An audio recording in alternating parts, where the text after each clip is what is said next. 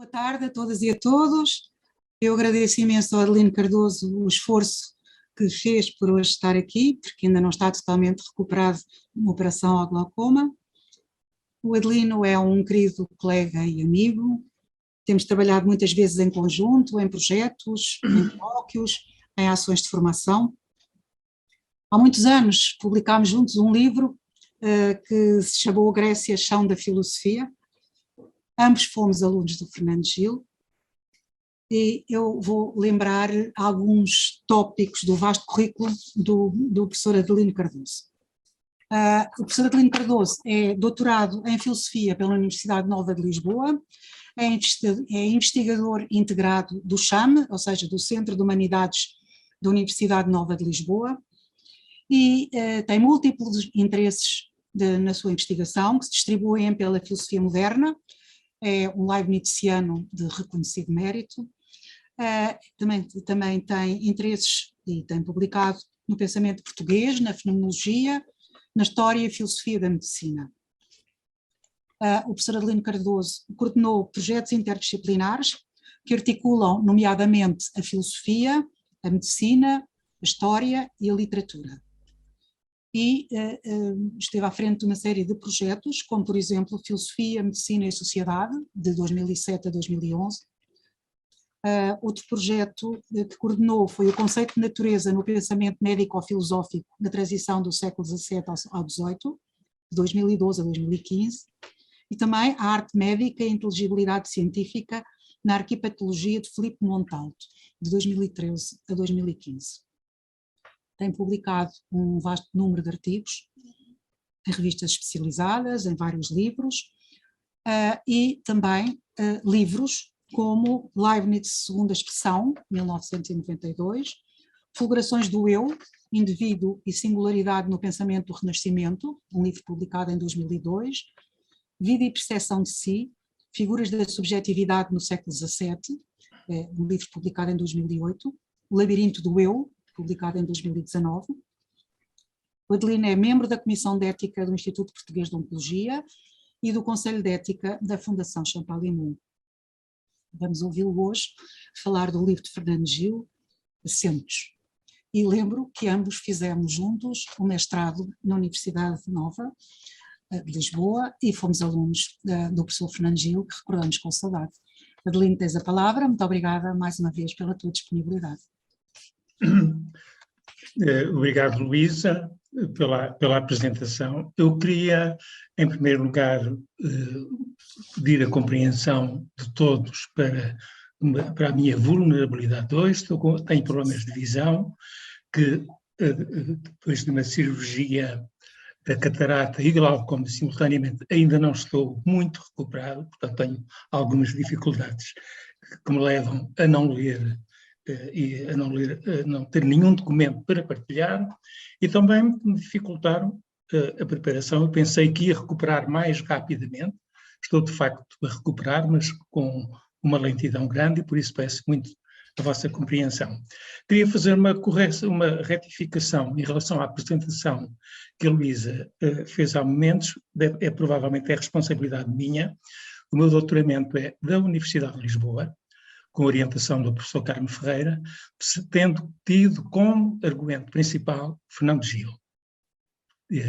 Foi um momento importante de encontro e de debate com ele. Mas, portanto, é um doutoramento da Universidade de Lisboa, não da Nova. Queria começar por partilhar um episódio de há cerca de 30 anos. Não tive oportunidade de ver a data mais exata. No momento, eu fazia parte da redação da revista Análise, uma revista criada fundamentalmente por Fernando Gil. Era membro da redação e seu secretário, portanto secretário de redação, e numa conversa com Fernando Gil, eu sugeri-lhe que a Maria Luísa Ribeiro Ferreira que lhe propuséssemos a recensão de um ou de dois livros sobre Spinoza. Não tenho neste momento presente exatamente o que era, sei que, e disse-lhe, portanto, fiz a sugestão e disse seguramente que a Maria Luísa fará este trabalho muito bem. Ao que Fernando Gil me respondeu: o que é que a Maria Luísa não faz bem? Luísa, fica o cumprimento feito. Obrigada. Portanto, é simples, basta vermos na revista Análise quando é que fizeste, princípio dos anos 90, com certeza, uma ou mais recensões de obras sobre Spinoza. Para mim, é de facto muito, apesar das dificuldades hoje, é para mim um prazer muito grande, é muito gratificante falar da obra do Fernando Gil. Neste caso, o pretexto, e alguma coisa direi também sobre o livro, é a última obra publicada por Fernando Gil, Assentos. Há uma obra prometida, de que ele fala no colóquio, como ele designa, que foi uma longa conversa de semanas, talvez de meses, com André Barata. Ele fala do livro, diz que está a preparar 2 livros, um deles Assentos, este do qual nos vamos ocupar hoje, mas que há um outro livro que ele está a preparar também, sobre um tema que acompanhou toda a atividade de Fernando Gil e que seria o tema da expressão. O livro não foi acabado. De resto, este livro que nós temos, Assentos, é um livro, de certo modo, um pouco desconexo, em que Fernando Gil reuniu a sua produção mais recente, procurando articulá-la, mas falta-nos um esclarecedor prefácio. Ele justifica justamente com a sua vulnerabilidade. Ele estava, na data da apresentação do livro, ele estava de facto já com a saúde muitíssimo fragilizada, e isso impediu, portanto, na preparação do livro, impediu de fazer um prefácio que colasse um bocadinho, que nos desse a inteligibilidade deste livro, que, como quer que seja, vale por si, e as articulações nós próprios podemos também fazê-las. O livro da expressão, ficaremos à espera, porventura ainda muito tempo, é um livro inacabado. Eu conheço parcialmente, portanto, esse livro, e é, com certeza, quando tivermos a oportunidade de o ler, vai ser com certeza um estímulo muito grande para a nossa reflexão. Fernando Gil, queria dizer primeiro uma palavra sobre a própria figura do Fernando Gil. Fernando Gil, que nos abandonou, ainda num momento em que ele estava com um desejo muito grande de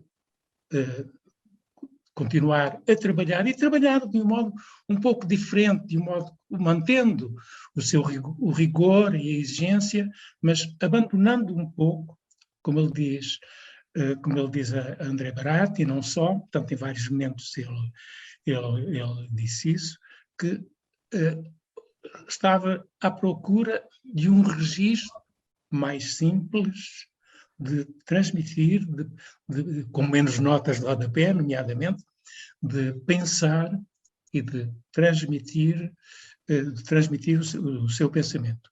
Então, Fernando Gil foi simultaneamente uma figura pública. Ele teve intervenção através de publicação em jornais e em revistas, intervenção no plano da cidade, da política, do nosso estilo, do nosso modo de vida.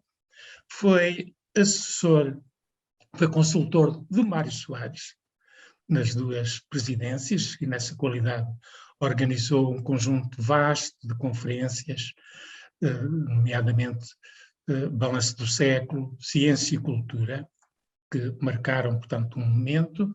Foi consultor durante todo o tempo em que Mariano Gago, com quem ele tinha uma relação muito próxima, foi ministro da Ciência e da Investigação. Recordo que foi um período muito longo, foram cerca de 12 anos que Mariano Gago foi ministro e Fernando Gil foi seu consultor. De resto, já o acompanhava anteriormente na GNICT, quando Mariano Gago era presidente da GNICT. Fernando Gil teve, então, um papel importante ao nível da política, da ciência, da política da investigação e, de algum modo, da defesa da filosofia, do seu sentido, do seu prestígio na cultura e na comunidade, em termos globais e no caso português. Do ponto de vista filosófico, Fernando Gil tem uma obra muito vasta, que iniciou em 1961, com a obra Aproximação Antropológica. Depois da aproximação antropológica, há um conjunto de outros trabalhos, mas, digamos, a obra relevante seguinte é de 1984, Mimeses e Negação. No ano seguinte, Provas. Depois temos o Tratado de Evidência, Modos da Evidência, Mediações, Convicção e, finalmente, Acentos. Eu, nestes dias em que pensava, em que me foquei muito no pensamento de Fernando Gil, queria transmitir-vos que a minha ideia inicial era propor que há aquilo que de algum modo é uma grande evidência, que Fernando Gil é um filósofo relevante, é um filósofo marcante, que há uma filosofia própria de Fernando Gil. Mas eu penso, após refletir um pouco mais sobre toda a produção de Fernando Gil, eu penso que podemos dizer mais e propor, portanto, é a hipótese que não terei a oportunidade de explorar nesta apresentação, que de resto será porventura não só incompleta como lacunar, por problemas que de facto são pontos atribuíveis. Eu sugiro então que há em Fernando Gil, na sua obra, um estilo filosófico peculiar. E quando digo estilo filosófico peculiar, não me refiro, digamos, à questão literária, ao modo de expressão do seu próprio pensamento. Refiro-me aqui, utilizo a palavra estilo filosófico, no sentido de Gilles Granger, por exemplo, quando considera que o estilo pertence a uma camada profunda, quando falamos em estilo filosófico, a uma camada profunda do texto. Tem a ver com todo o modo de trabalhar, por um lado, e tem a ver com o modo de significação. Quer dizer que há em Fernando Gil, é a minha hipótese, a hipótese orientadora, portanto não explorarei suficientemente, mas de qualquer modo proponho, há em Fernando Gil um estilo filosófico peculiar, e não há muitos estilos filosóficos. Há seguramente um estilo platónico, um estilo aristotélico, cartesiano, kantiano, husserliano. Depois temos filósofos que se demarcam, que afirmam também o seu pensamento no quadro de determinados no âmbito de determinados estilos filosóficos, mas Fernando Gil é um exemplo de pensador que, pelo modo como pratica a filosofia, pelo seu próprio filosofar, pelo desenvolvimento do seu pensamento, ele desenvolve um estilo filosófico peculiar, sobre o qual eu mais à frente direi alguma coisa. Antes de mais, queria apontar alguns traços do pensamento de Fernando Gil. Eu relembro que, para quem leu parcialmente ou integralmente Acentos, que Acentos é simultaneamente um livro com contributos, com textos que fazem parte da última produção de Fernando Gil, mas que em grande parte deles, em particular nas entrevistas, e na primeira grande entrevista no colóquio, como é designado, com André Barata, trata-se também de uma reflexão, de uma retomada de toda a obra de Fernando Gil. Seu percurso em que as questões que se lhe colocaram desde o início, aliás, desde a aproximação antropológica, essas questões regressam em acentos. E justamente aquilo que me proponho desde já é fazer algumas acentuações. Acentuações de alguns aspectos da obra de Fernando Gil, dos acentos, da aproximação antropológica, das suas obras em geral. E a primeira acentuação diz respeito a que Fernando Gil é de algum modo um pensador, é um filósofo, que se afirmou sempre como tal, mesmo perante públicos, recordo-me dele em conferências para público não filosófico, em que ele dizia: eu falo na qualidade de filósofo, procurando, mas sempre, portanto, há alguém que, a partir da filosofia, que no interior, no exercício do pensar filosófico, dialogava sempre com outras áreas, dialogou durante muito tempo com as ciências, desenvolvendo todo um pensamento epistemológico muito, muito marcante. Isso é muito claro, digamos, dominante em obras como Mimeses e Negação, 1984, e as provas do ano seguinte. Então, de igual modo, ele dialogou sempre com outras áreas, com as artes, com a religião, com o domínio daquilo que podemos chamar as artes da cidade, o pensamento da cidade, e, portanto, as questões de natureza ética, que transcendem muito aquilo que é a própria filosofia, as questões de natureza ecológica, etc. Ou seja, Fernando Gil é um filósofo que permanentemente se deslocou entre o domínio próprio da filosofia e outros domínios, portanto, extra-filosóficos. Recordo que no início, julgo que ainda no prefácio de Mimeses e Negação, Fernando Gil propõe-se, simultaneamente, fazer ciência, fazer metafísica. Trata-se de dois níveis, de certo modo, são contrastantes, mas que justamente no seu exercício rigoroso acabam por se conjugar, e digamos, enquanto filósofo, que Fernando Gil se propõe também dar um contributo no âmbito daquilo que podemos chamar o domínio científico.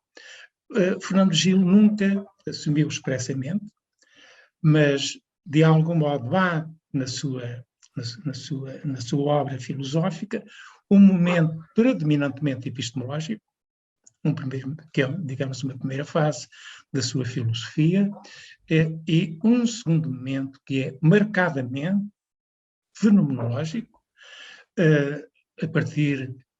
particularmente desde o Tratado de Evidência, mas que é muito claro depois em obras como A Convicção e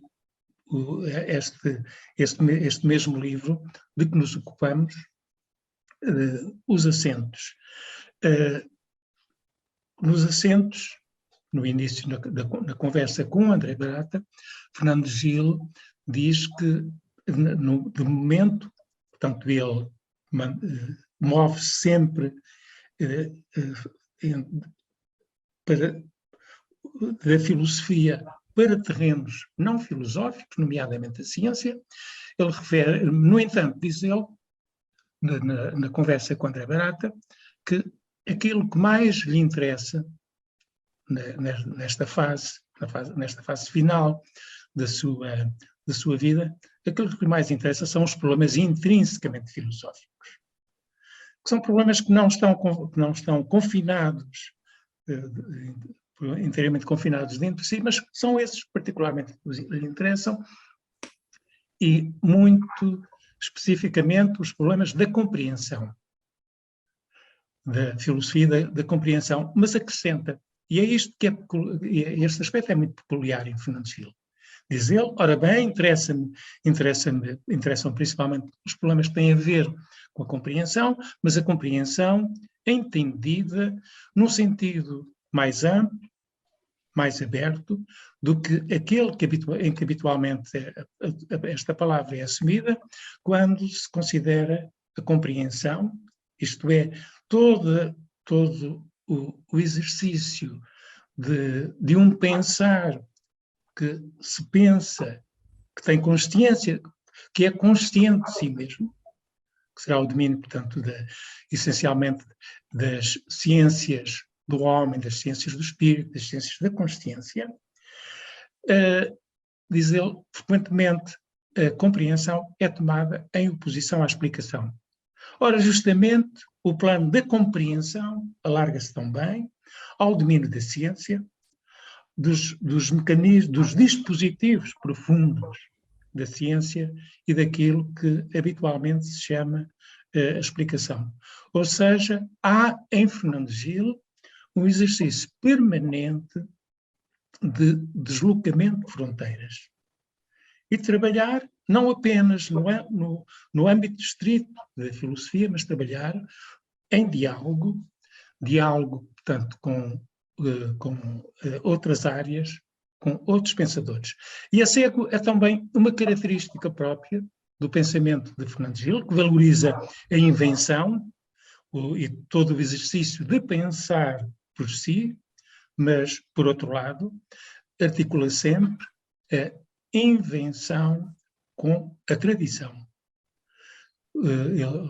Mais do que uma vez, ouvi Fernando Gil citar Aristóteles, quando Aristóteles diz que os mesmos problemas, um problema regressa, não uma, não duas, mas muitas vezes.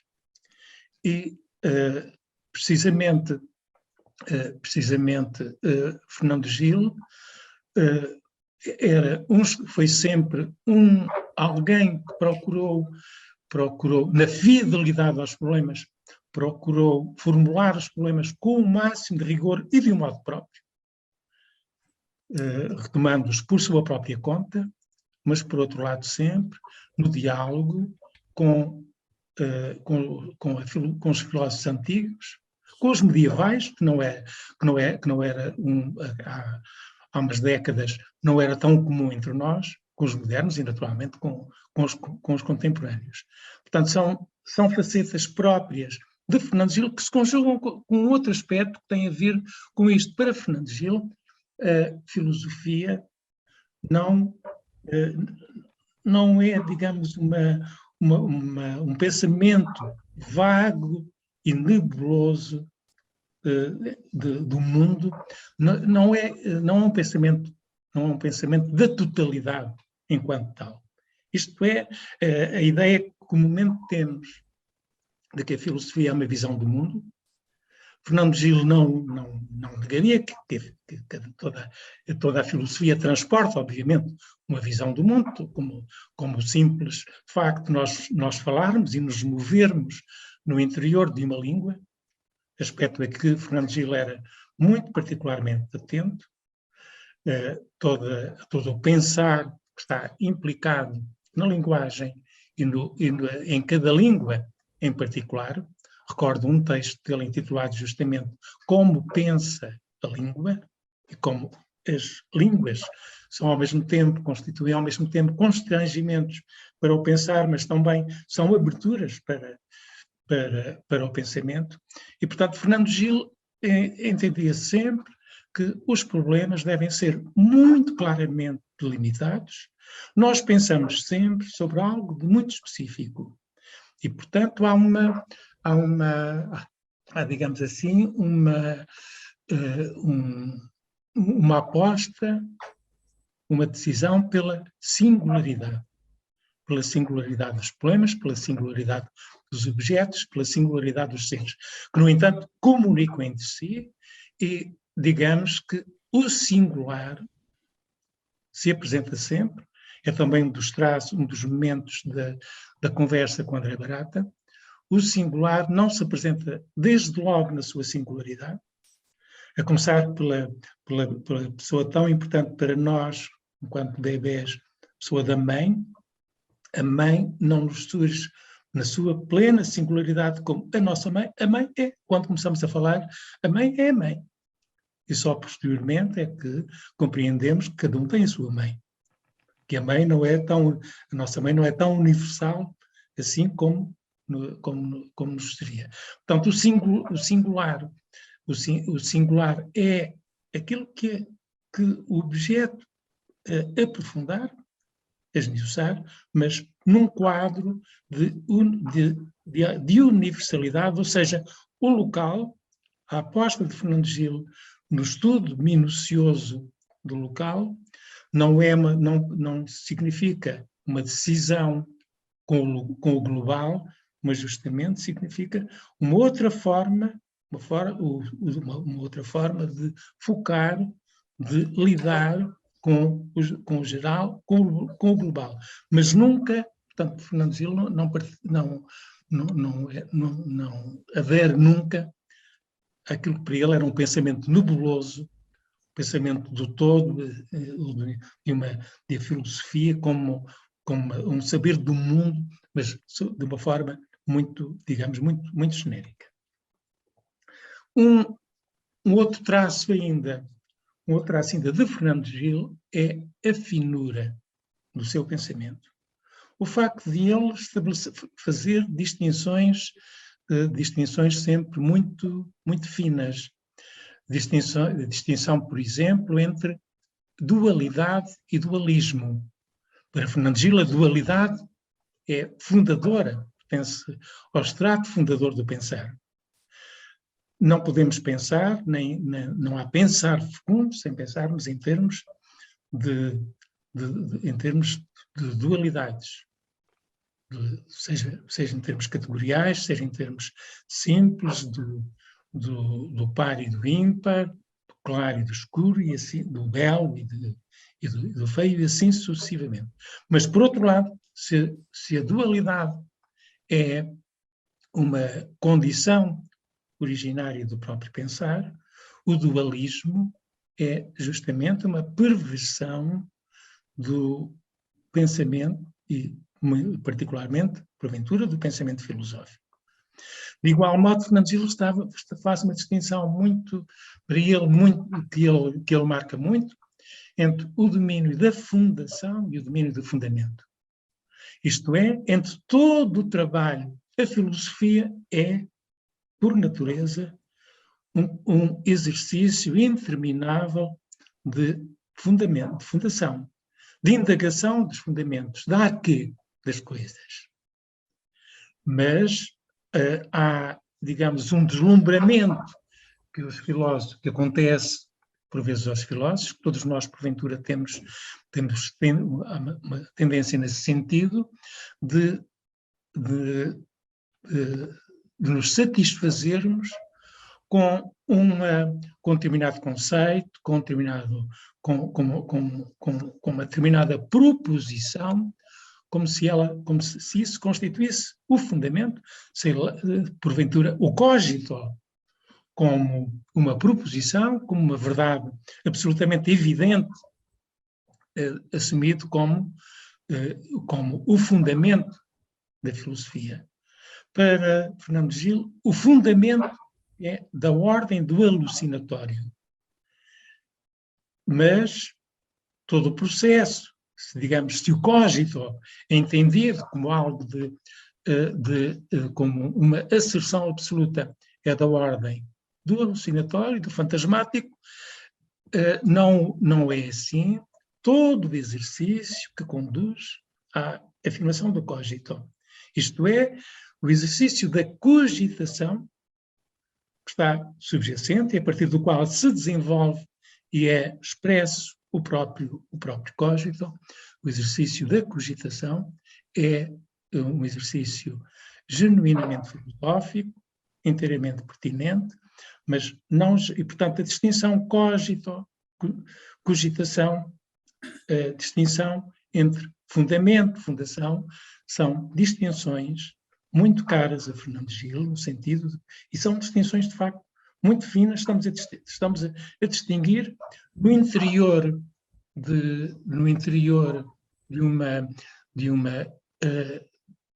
de operações e objetos que se copertencem mutuamente. Isto é, o exercício da cogitação e o resultado a que chega com a proposição eu penso, logo existo, afirmada como algo absoluto, trata-se de uma operação e, digamos, de um objeto que de algum modo se copertencem, mas para Fernando Gil não há, portanto, todo objeto, por mais fundamental que nos apareça, todo objeto contém uma dimensão de operatividade.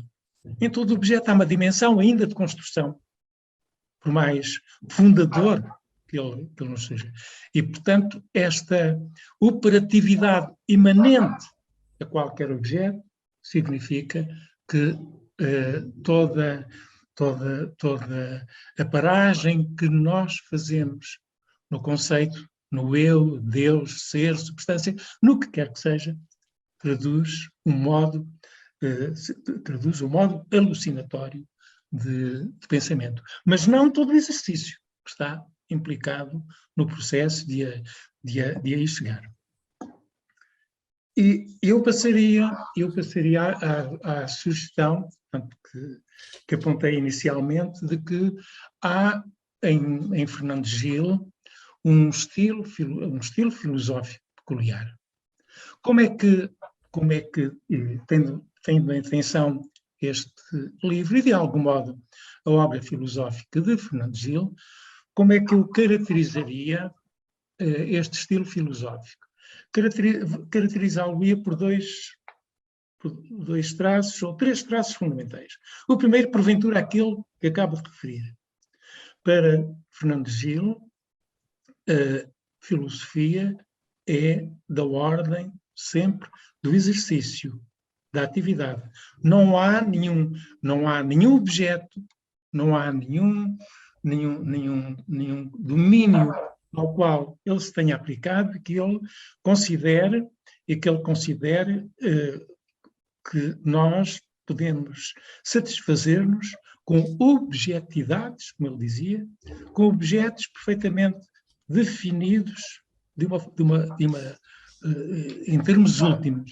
Isto é, nós precisamos trabalhar com precisão, com rigor, mas toda a precisão e o rigor têm níveis, são graduais e é sempre possível aceder a um patamar mais elevado de inteligibilidade sobre o que quer que seja. Portanto, há em Fernando Gil esta exigência permanente de uma maior inteligibilidade, de uma atividade elevada, digamos, ao limite. Era, porventura, esse um dos aspectos que o levava na última meia dúzia de anos, pelo menos, de atividade filosófica, que levava Fernando Gil, leibniziano, como o próprio, e muito assumidamente, como porventura poderíamos também dizer kantiano, mas ele dizia: o filósofo do século XX, o filósofo do futuro, é Fichte. E Fichte justamente por esse lado muito marcado da atividade. Esse é um aspecto que me parece caracterizar o estilo filosófico de Fernando Gil, a ideia de que cada objeto, cada problema é sempre retomável, é sempre possível ir mais longe. A filosofia dizia Fernando Gil, o exercício a filosofia consiste em levar o pensamento até aos seus limites. Mas os seus limites não são limites, digamos, definidos. Portanto, há os limites que se apresentam dentro de um quadro de inteligibilidade, podem ser transpostos em outro momento. Portanto, esse é um aspecto que me parece relevante do estilo filosófico de Fernando Gil. Um segundo será a transdisciplinaridade. Fernando Gil propõe-se, ao longo de toda a sua prática filosófica, propõe-se um exercício que seja, e para mim a expressão, aquela fórmula, fazer ciência, fazer metafísica, como constituindo um programa. Talvez Fernando Gil se tenha mantido sempre fiel a este programa. A palavra metafísica é mais frequente na obra de Fernando Gil do que porventura esperaríamos, e a ideia de que é fundamental fazer uma metafísica, e designadamente aquilo que ele designa em A Convicção por uma metafísica do sujeito. E aqui eu chamo a atenção para que não encontramos, ou raramente encontramos em Fernando Gil, a ideia de uma ontologia, de uma explicação daquilo que é o ser. Não é esse o interesse de Fernando Gil. O interesse de Fernando Gil é aceder a um plano mais profundo dos problemas, aquilo que, do ponto de vista da compreensão, do conhecimento, ele chamou uma proto-epistemologia, uma epistemologia que se situasse aquém da metafísica, da bifurcação entre a metafísica por um lado e a ciência por outro. Isto é, Fernando Gil intentou não apenas dialogar com as ciências, isso foi um diálogo muito fecundo que ele fez através de múltiplos colóquios e através do Gabinete de Filosofia do Conhecimento, da Revista Análise, de múltiplas formas, ele praticou a interdisciplinaridade, mas a sua exigência filosófica era particularmente uma exigência de transdisciplinaridade. O que é que significa, o que é que eu quero dizer quando marco muito relativamente a Fernando Gil este intento de transdisciplinaridade? Tratava-se justamente de encontrar um extrato de dispositivos, porventura de conceitos, dispositivos imanentes ao próprio sujeito por um lado, dispositivos imanentes ao próprio mundo ser decifrado, dispositivos e conceitos que pudessem funcionar na filosofia, pudessem funcionar num campo alargado das ciências, idealmente pudessem funcionar no conjunto dos saberes. Como é toda a reflexão sobre o pensamento categorial, como é, por exemplo, a reflexão que ele faz sobre a representação. Quando Fernando Gil pensa a representação, pensa não apenas no âmbito meramente descritivo, de como é que uma coisa pode estar no lugar de outra, como é que uma palavra pode estar no lugar de um objeto ou de uma classe de objetos, ou outras modalidades de representação, mas Fernando Gil interroga-se sobre os próprios fundamentos da representação e aquilo que ele designa pela sua legitimidade, o problema da representatividade.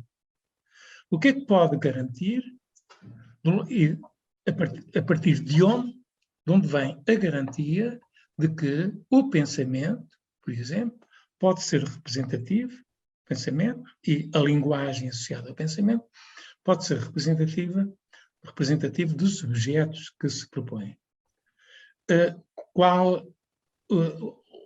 Onde é que nós poderemos procurar uma fundamentação, uma justificação para isso? Do lado do sujeito, do lado do objeto, como conceber isso? E, porventura, no limite, aquilo para que Fernando Gil aponta é para um ajustamento entre o plano dos dispositivos perceptivos, linguísticos, conceptuais do sujeito, por um lado, e por outro lado, a própria disposição, a própria configuração do mundo que se nos apresenta. Mas o que eu queria dizer é que quando falo em transdisciplinaridade, é no sentido de que Fernando Gil procurava, portanto, um plano em que não apenas fosse possível dialogar com outras áreas do saber, mas em que várias áreas, ou idealmente as múltiplas áreas do saber, pudessem efetivamente assentar. Um outro aspecto do estilo, uma outra dimensão do estilo filosófico de Fernando Gil tem a ver com aquilo que eu chamaria uma arqueologia do desejo. Diz Aristóteles, isso obviamente tem sido muito glosado ao longo da história do pensamento, e nomeadamente do pensamento filosófico, que o desejo de saber é inato, é intrínseco, é inato aos homens, e é desse desejo que nasce a filosofia, que nascem os saberes. Ora, Fernando Gil, se eu interpreto bem o seu pensamento, procura justamente uma compreensão dos dispositivos inerentes ao sujeito. Para ele, a dimensão da subjetividade, por mais rigorosa que seja a inteligibilidade que procuramos, o domínio da subjetividade não é eliminável, o domínio, nomeadamente o domínio do desejo, e Fernando Gil procura aceder a estratos arcaicos no sentido da arquê, do fundamento, daquilo que possa suportar o exercício da ciência, o exercício da filosofia, digamos, a atividade intelectual em termos relativamente, digamos, globais. E a este nível eu aponto particularmente duas obsessões, se posso dizer, dois pontos recorrentes na obra de Fernando Gil, e que são, em primeiro lugar, a crença. Para Fernando Gil, a crença é um dos objetos é um dos objetos dos assentos, é um dos objetos sobre os quais Fernando Gil insiste ao longo de toda a sua obra, e justamente a crença surge-lhe como um dispositivo fundamental, um dispositivo prático, mas um dispositivo, porque as crenças têm sempre implicam sempre o indivíduo na sua praxis, tem sempre uma dimensão ativa, mas portanto, um dispositivo prático, acompanhado de representações com uma dimensão cognitiva. E diz Fernando Gil, o plano fundador de toda a atividade intelectual é justamente a crença. A crença primitiva, ele desenvolve isso muito em particular, encontramos-lo aqui tão bem, quando ele fala da crença não como algo como um estado de espírito, diz, não é essa abordagem que me interessa. O que me interessa é a crença no seu desenvolvimento. É a crença como um processo que se desenrola ao nível da mente, da sua atividade. E justamente a crença constitui para Fernando Gil o extrato primordial, a uadoxa, como ele diz, portanto a crença primordial, e essa crença é, digamos, que está subjacente aos diversos tipos de crença, nomeadamente à crença religiosa, mas também a outras modalidades da crença. Essa crença é, antes de mais, a fé perceptiva. a crença de que os nossos dispositivos, o que se nos apresenta, o que nos é dado, não é algo de puramente interno, imanente, mas aquilo que nos é dado é um recorte, digamos, um recorte do próprio real, do próprio mundo. E, portanto, o suporte mais básico de todo o pensar é justamente esta crença que nos move, que nos faz, que nos estimula ao exercício de pensar. Também neste domínio, um dos tópicos recorrentes de Fernando Gil é o sentimento de inteligibilidade. E aquilo que, e porventura este aspecto é muito, encontra um eco muito grande na Maria Luísa como spinozana, que é, porque para Fernando Gil, e nos seminários que nos deu, ele desenvolvia este tópico a propósito de Schlick, que é um autor que nunca mais retomei, porventura também não, e a maioria de nós, mas ele ia buscar Schlick justamente para evidenciar a copertença originária do afeto e do pensar. O pensamento e o afeto pertencem-se mutuamente.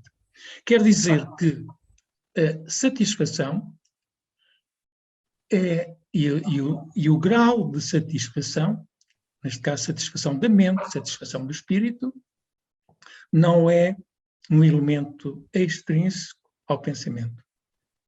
Não é um elemento extrínseco à própria cognição.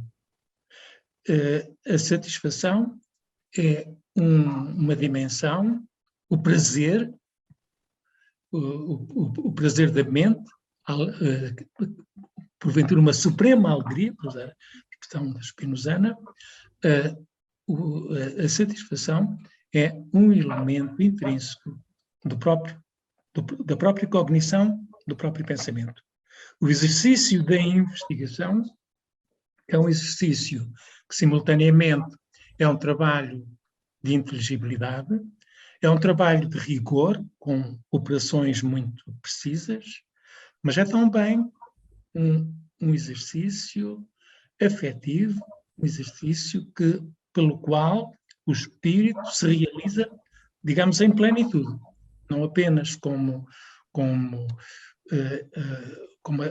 agente de produção de conhecimento, mas também como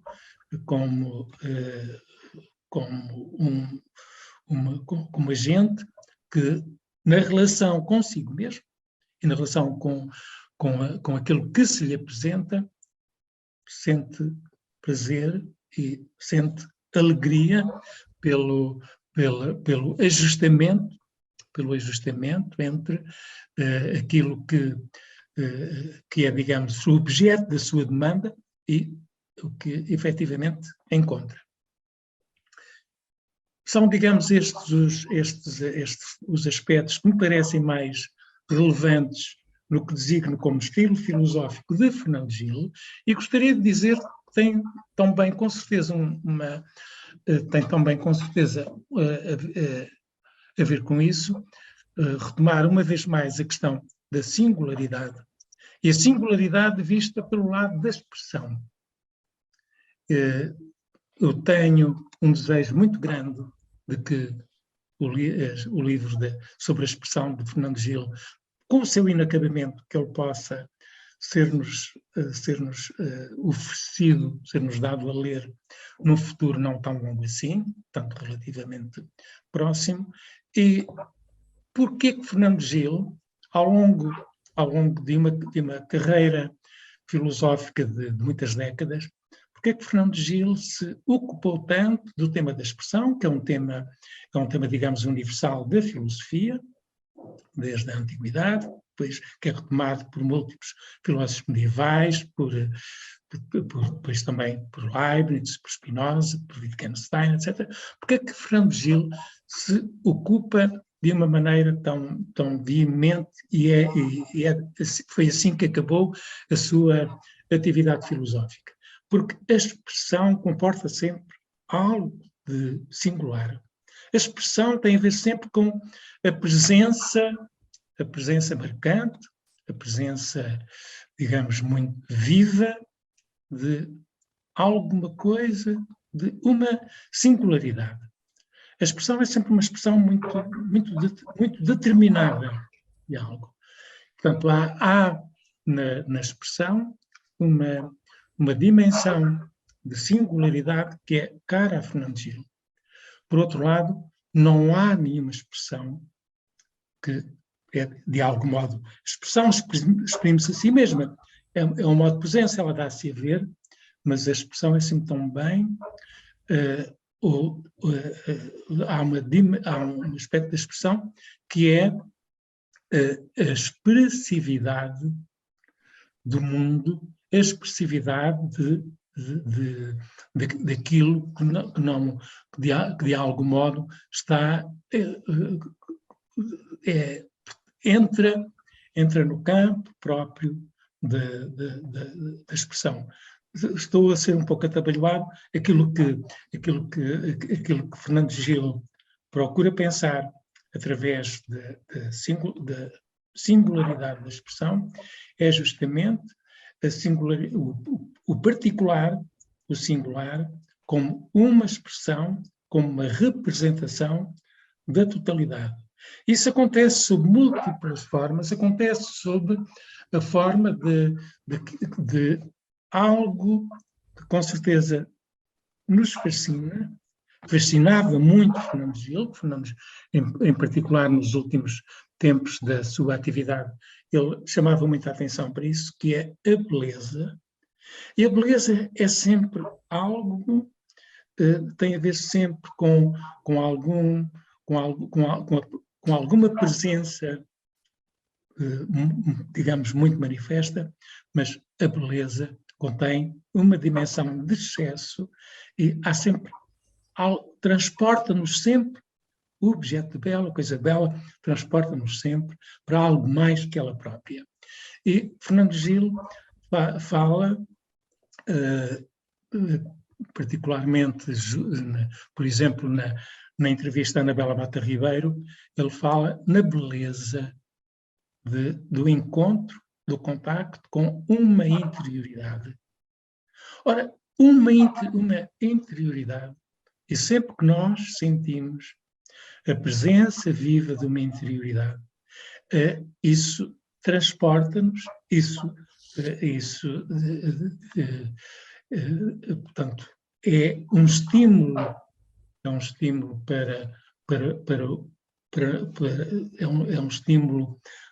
para nós próprios, em termos porventura globais, é um estímulo também intelectual, e justamente a beleza da minha interioridade mostra-nos uma singularidade única, estamos perante uma forma única de presença, e ao mesmo tempo é também, digamos, uma transparência do mundo, uma interioridade, é uma abertura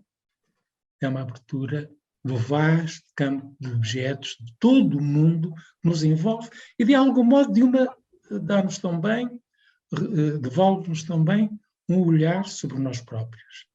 E, portanto, o domínio da expressão, o interesse de Fernando Gil pela temática da expressão é justamente porque a expressão permite esta articulação entre a singularidade, a máxima singularidade por um lado, e por outro lado um recorte do próprio mundo no qual nos situamos, partilhamos e sobre o qual, de algum modo, sempre falamos do mundo e dos outros com os quais partilhamos este mesmo mundo. Portanto, uma interioridade é é uma singularidade que envolve o que nos transporta para um campo multirrelacional extremamente complexo. Eu penso que vou ficar por aqui. Agradeço muito a vossa atenção. Gostaria de ter sido mais explícito, e trazer algo, e porventura alguns elementos mais incisivos de Fernando Gil, mas espero ter contribuído para mostrar como há uma vida filosófica extremamente intensa em Fernando Gil, um esforço permanente daquilo que ele dizia: nós não podemos deixar, nós temos que ser fiéis aos problemas. Não podemos ficar a meio do caminho e ceder à facilidade de nos fascinarmos com alguns resultados obtidos, com aparentes evidências que se nos propõem. A evidência é também um trabalho, é um processo permanentemente interminável. Portanto, há uma lição de Fernando Gil, e que é justamente a do empenhamento e da confiança de que é possível sempre aceder a um maior grau de inteligibilidade, a própria certeza, como ele diz numa das entrevistas, salvo erro, com António Guerreiro, em assentos, a própria certeza, ela é tão bem construída. Nós podemos sempre aceder a um patamar mais elevado de inteligibilidade, mesmo que nunca, isto faz parte das algumas conversas privadas que tive o gosto de ter com o Fernando Gil, mesmo que nunca consigamos aceder àquele plano de experiência que, sem dúvida, Spinoza teve, mas nós não temos. Portanto, mesmo que nunca cheguemos aí, mesmo que nunca cheguemos àquele nível que, porventura, a Leibniz chegou quando compreendeu toda a beleza, toda a inteligibilidade que o pormenor pode ter, mesmo que nunca acedamos aí, a lição de Fernando Gil é que é sempre possível acedermos a um maior grau de inteligibilidade, porque a inteligibilidade não está apenas do lado dos objetos, mas a inteligibilidade está também do lado das operações, todo o trabalho que nós desenvolvemos e que somos convidados a desenvolver indefinidamente. Obrigado pela atenção. Passo à Luísa, que tem o microfone aberto. Muito obrigada, Adelino. Foi realmente uma excelente lição. Senti-me transportada outra vez à faculdade e lembrei-me com saudade do Fernando Gil. Foi-me particularmente grato também aquilo que disseste quase no fim, mas eu acho que perpassa em todo o pensamento de Fernando Gil e perpassa naquilo que foste dizendo, que o pensamento e a alegria se encontram, se pertencem mutuamente. E acho que isto teve presente, para mim foi uma alegria poder assistir a esta tua exposição. E gostava de levantar duas questões. No primeiro texto do livro Assentos, na conversa justamente com o André Barata, o Fernando Gil fala-nos da filosofia como a arte de morrer. De certo modo vai buscar Montaigne, não é? Que nos diz que a filosofia nos ensina, pela filosofia nós aprendemos a morrer. Eu pergunto se achas que na realidade ele viveu esta situação a quando da sua doença e da sua morte. E a segunda questão, também ainda na conversa inicial do André Barata, ele afirma, e cito: desejaria hoje ser capaz de tratar problemas teóricos de fundo de uma maneira extremamente simples e o menos técnica possível. E eu te pergunto se achas que Fernando Gil foi fiel a este seu desidrato. E lembro o aforismo que eu cito muitas vezes: a clareza é a caridade do filósofo. Achas que ele foi caridoso nesse sentido? Ora bem, eu começo pela última questão. Eu penso que Fernando Gil, como bem sabes, era imensamente técnico e muito rigoroso na abordagem dos problemas filosóficos. Ao mesmo tempo, eu penso que ele nunca quis ser técnico no sentido de utilizar um aparato conceptual só porque, digamos, fazia parte do ofício. Ele fazia isso como um momento do exercício do pensar. E aquilo portanto, não, para ele, a gíria por si mesma, a nossa gíria filosófica, não tinham valor intrínseco, tinham um valor instrumental, se eu entendia o pensamento dele. De qualquer modo, há uma autocrítica que o Fernando Gil faz aí, ele fala com André Barata dessa procura da simplicidade, dizendo que é aquilo que ele aprecia nos bons livros, e porventura alguma coisa dele que podia ser eliminada. Em alguns trabalhos dele, excessivamente técnicos. Há uma dimensão de autocrítica no sentido em que Fernando Gil genuinamente procura neste livro, naquilo que há digamos, de novo neste livro, e muito particularmente nesta entrevista. Esta entrevista com o André Barata é um exercício filosófico absolutamente notável.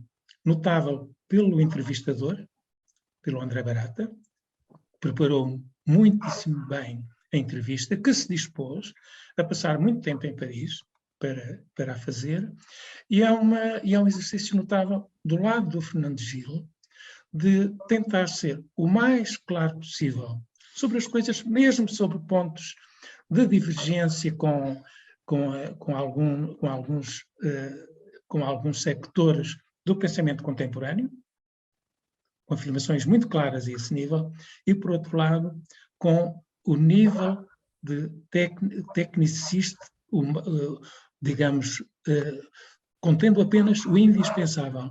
Ele procurava, efetivamente, na última fase da sua vida, e seria o seu programa para o futuro, tratar objetos que para ele fossem muito relevantes, era o caso da expressão, mas também objetos que tivessem a ver com o estado do mundo, com a inquietação que esse estado lhe trazia, ao nível ecológico, que ele refere tão bem, a alguns outros níveis. Portanto, a preocupação com o nosso modo de habitar, com a nossa habitação do mundo. Eu penso que Fernando Gil caiu em algum momento, pecou por tecnicismo, e tem consciência disso, mas há nele uma procura genuína sempre de utilizar o técnico como instrumento para aceder a uma compreensão exata, uma compreensão própria, e sabemos como ele fazia um esforço imenso de clarificação daquilo que estava efetivamente em jogo, em problemas por vezes complexos, do uno, do múltiplo, do que quer que seja. Portanto, eu penso que ele praticou com limites, com alguns pecados, praticou essa caridade e tinha muito esse desidrato. Quanto ao primeiro aspecto, de facto, eu aqui associo um outro filósofo, Michel Henry, porque Fernando Gil e Michel Henry foram os filósofos mais, digamos, mais luminosos, mais fortes para mim, com quem eu tive o privilégio de privar, com um e com o outro. E a questão da morte é uma questão que se colocou um e o outro na fase inicial do seu pensamento, portanto, no caso do Fernando Gil, na aproximação antropológica, ele aborda a questão da morte, é um dos tópicos dele, que é retomado na conversa com André Barata, que é retomado em textos da última fase, particularmente sobre a compaixão e a ética médica. Eu penso que é uma lição extremamente difícil, que nós, para utilizar a expressão de Fernando Gil, nós temos uma crença muito enraizada, era uma das crenças que eu há bocadinho gostava de ter falado. Temos uma crença muito enraizada na bondade da vida, que a vida é boa, que é bom viver. E no momento em que somos confrontados com a perspectiva da morte, isso introduz-nos, portanto, tendo nós esta crença tão enraizada, tendo nós, no caso do Fernando Gil, uma filosofia de algum modo também à Spinoza, uma filosofia gloriosa, da exaltação da vida, o confronto com a morte é perturbador. Por um lado, a filosofia foi um fator de serenidade, de tranquilidade, mas não, a cura pela filosofia não foi inteiramente eficaz. Tanto Michel Henry como Fernando Gil, que morreram ambos de cancro num prazo relativamente curto, tanto um como o outro, na fase final, tiveram momentos que eu chamaria depressivos, em que aquela serenidade que, por exemplo, antigos filósofos, e o grande filósofo hispano-português que eu muito admiro, Francisco Soares, terá tido, quando morreu aqui em Lisboa, em 1617, Soares terá dito, não pensei, quando estava mesmo moribundo, quando estava a morrer, terá dito, não pensei que a morte pudesse ser tão suave. Fernando Gil, e eu associei Michel Henry, por ver alguma afinidade nos tempos finais de vida, a filosofia teve uma função curativa, terapêutica, foi uma arte de morrer, mas uma arte bastante imperfeita, que não me impediu momentos de grande insatisfação, porventura mesmo depressivos. A última vez que estive com Fernando Gil fez um esforço imenso, foi na apresentação de Assentos, precisamente. Fernando Gil fez um esforço imenso de estar bem, de transmitir a alegria possível, o prazer possível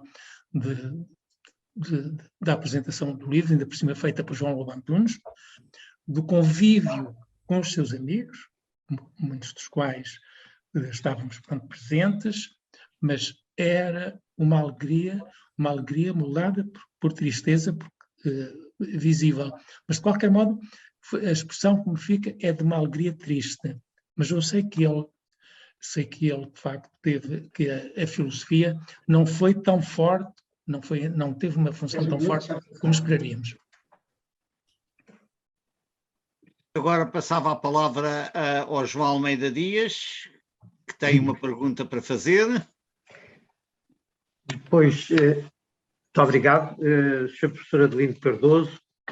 Quero começar por lhe agradecer, em nome da equipa do 7º curso de Filosofia, Literatura e Espiritualidade com a Prata da Casa, que a comunidade do Rato está a realizar, e em meu próprio nome, a excelente chave de leitura que nos deixou da obra Assentos, de Fernando Gil. O primeiro objetivo destes nossos cursos é desafiar os membros da nossa comunidade e os crentes e não crentes com que nos relacionamos a ler ou reler e a dialogar sobre obras e autores que, na espuma do tempo, esquecemos ou desconhecemos. Gostava de lhe pedir que nos sugira quais as obras de Fernando Gil que não devemos deixar de conhecer face às questões com que a nossa contemporaneidade se defronta na relação entre os homens e a cidade.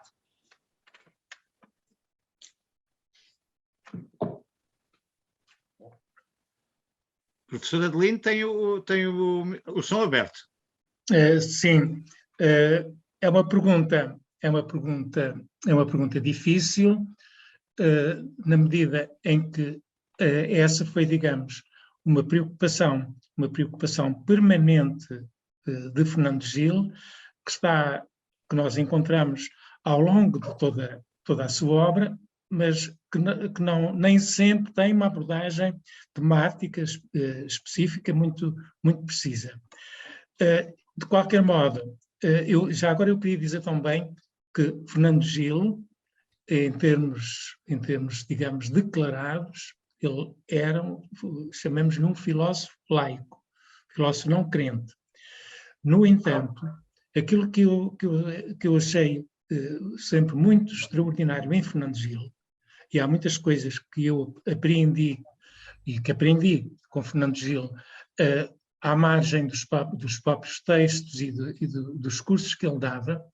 Uma das experiências com ele é que ele era extremamente sensível a que havia dimensões da nossa vida intelectual e dimensões daquilo que podemos chamar a espiritualidade, que ele sentia, a que era sensível, mas nas quais não conseguia entrar.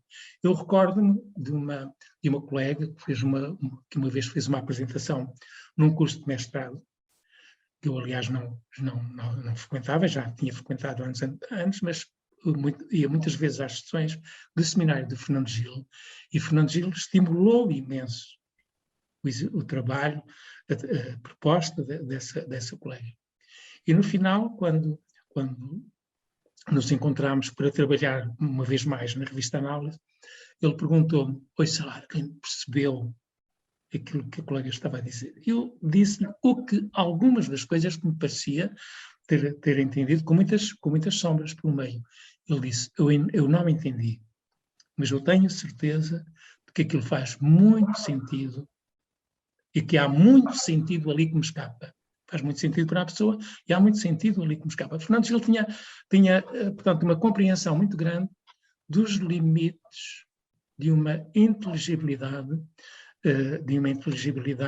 estritamente racional, científica, e era sensível à sua maneira, à dimensão de espiritualidade, o que tem a ver um pouco também com a questão da morte há bocadinho.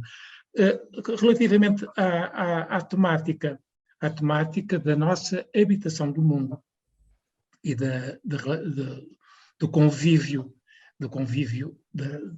também da relação connosco próprio, de certa maneira é aí que começa também tudo, e com os outros. Eu penso que as obras mais significativas de Fernando Gil seriam a convicção e as mediações. Julgo que seria, em particular, nessas duas obras, Mediações e Convicção, que ele aborda este tipo de questões. Mediações é, digamos, a obra mais abrangente, em que múltiplos aspectos também da nossa vida cultural e da vida de convivência, portanto, Convicção e Mediações são as obras que eu consideraria mais relevantes para uma compreensão da proposta de Fernando Gil para a nossa coabitação e para a nossa habitação do mundo. Muito obrigado.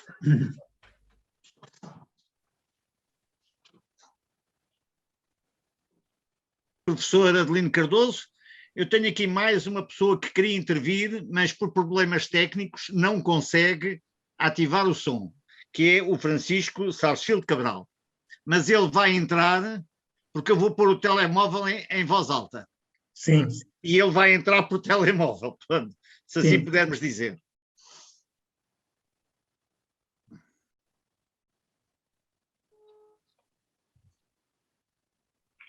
Francisco, estás em direto, como se costuma dizer.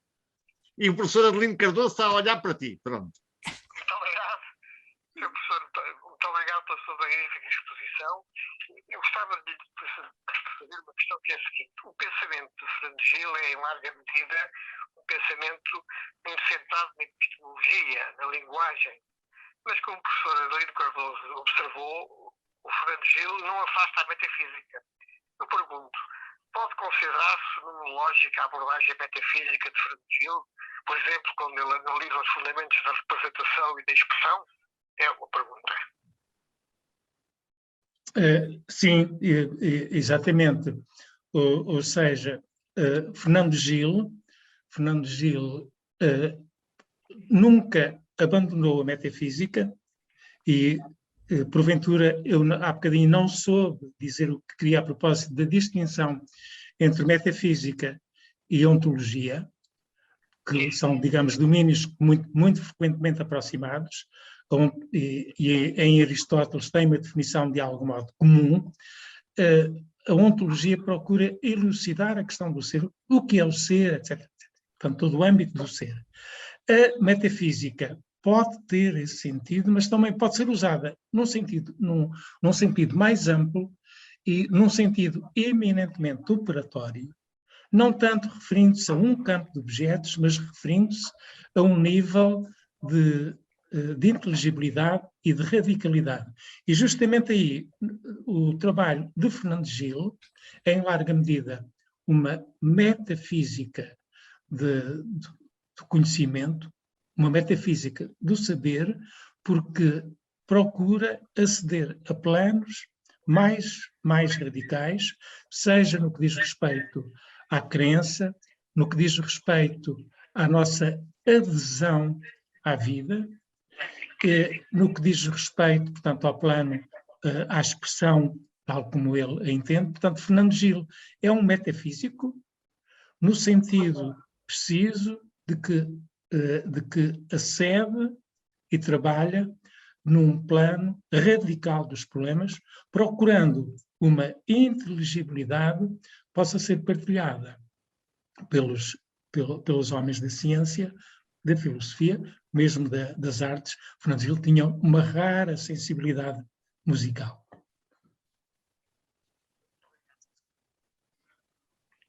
Ora, o Francisco disse muito obrigado, portanto... Obrigado eu pela pergunta também. E agora passava a palavra ao Padre António, que vou-lhe ligar o som, porque ainda não liguei.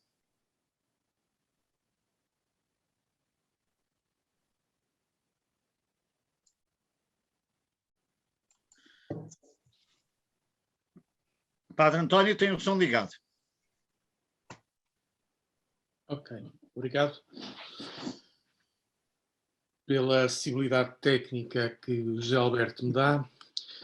Professor Adelino Cardoso, boa tarde, e em meu nome e em nome de todos nós, muito obrigado por se expor e por se comunicar e nos comunicar neste contexto de vulnerabilidade sua.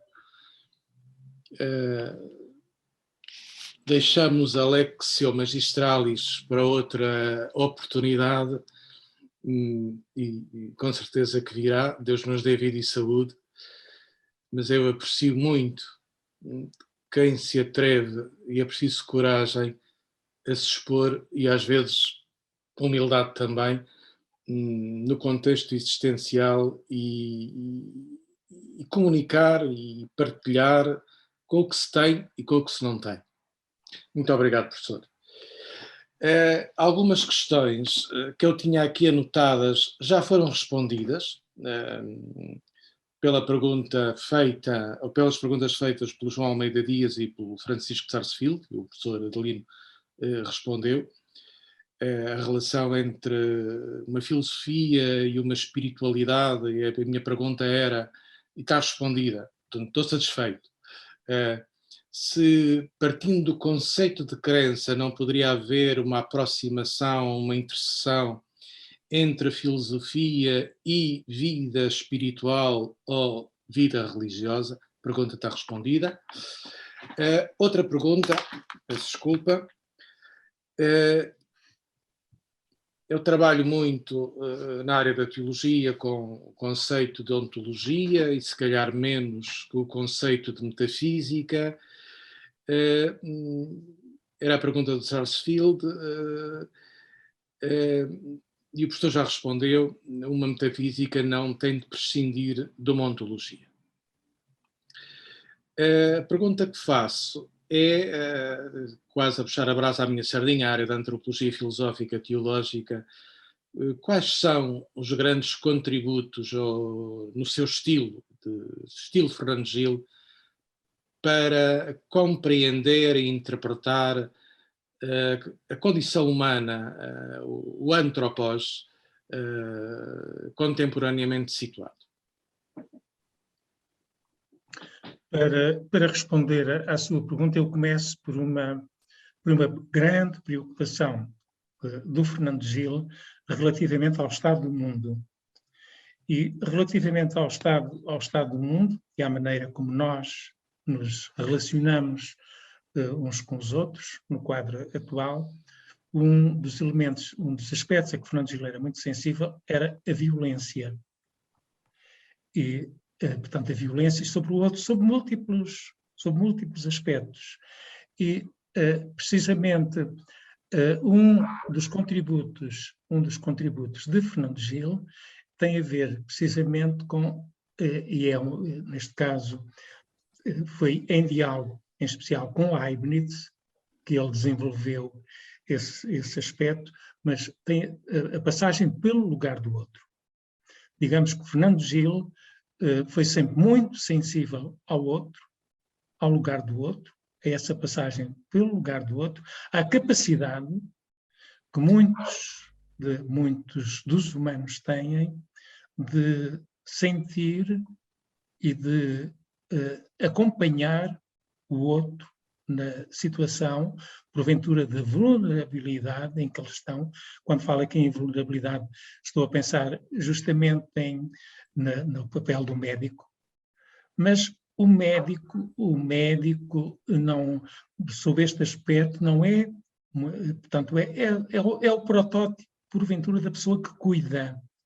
Mas há muitos outros exercícios de cuidar e também nós, na nossa vida comum, na vida de relação, portanto, somos seres, digamos que a relação de cuidado é uma relação primordial que temos uns com os outros. E Fernando Gil era muito sensível a essa relação de cuidado, de compaixão mútua, e, portanto, do ponto de vista teórico, Fernando Gil valorizou sempre muito essa dimensão do outro e a controvérsia. Fernando Gil lançou à escala internacional como objeto de estudo as controvérsias. Fez um grande colóquio em Évora, em 1984, e a partir daí Marcel Dascal e um conjunto de outros colegas, amigos, portanto, desenvolveram, criaram uma rede, mas, portanto, o outro esteve sempre muito fortemente presente em Fernando Gil. Mas é pelo lado da compaixão e de uma ética da compaixão, que é uma ética médica, mas é uma ética da relação humana em termos mais globais, que Fernando Gil dá, digamos, esse contributo que se referia. E isso ele fala de um modo muito sentido num artigo em que fala da sua condição de hospitalizado em Paris e da forma como de certa maneira, o médico, portanto, da atitude compassiva dos médicos e do pessoal de saúde que o acompanha e que se põe no seu lugar, que, digamos, padece com ele o seu sofrimento. Não sei se respondi inteiramente à sua... Obrigado. Respondeu.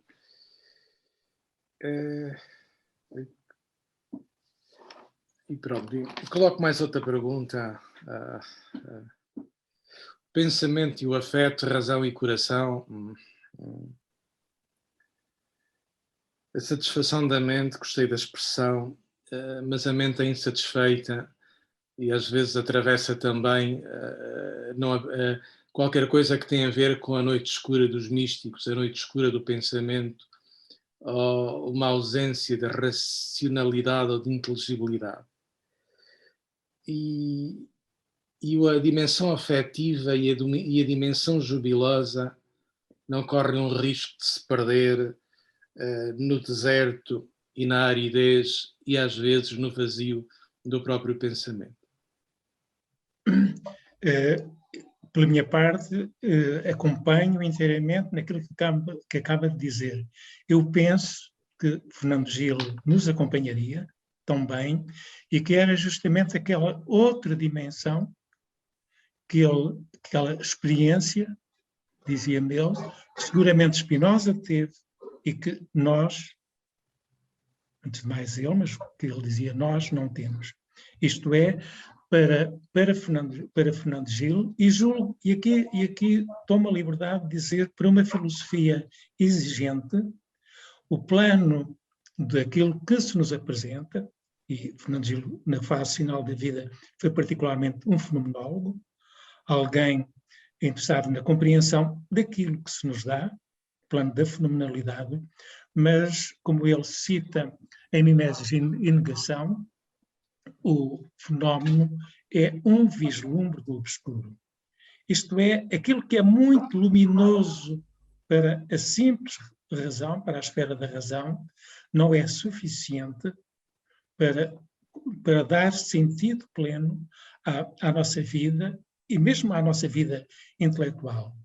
No limite, há uma arqui-inteligibilidade que se desenvolve na escuridão, que se desenvolve no silêncio, que se desenvolve na coincidência das vozes, mas sem grande burburinho. Portanto, no limite, eu penso que a racionalidade remete para um plano suprarracional, que é um plano da comunicação e do encontro, aqui recordo-me da pergunta de Levinas, como é que poderia comunicar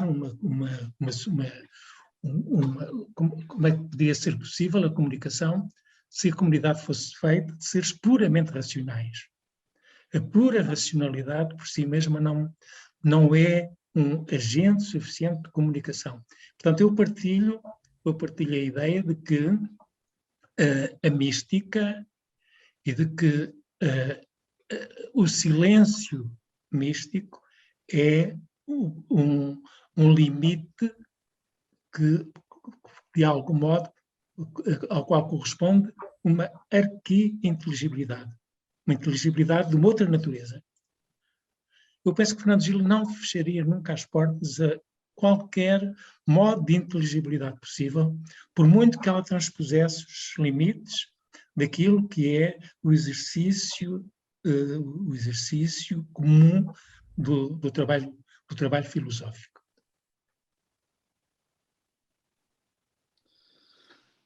Muito obrigado, professor Adelino Cardoso.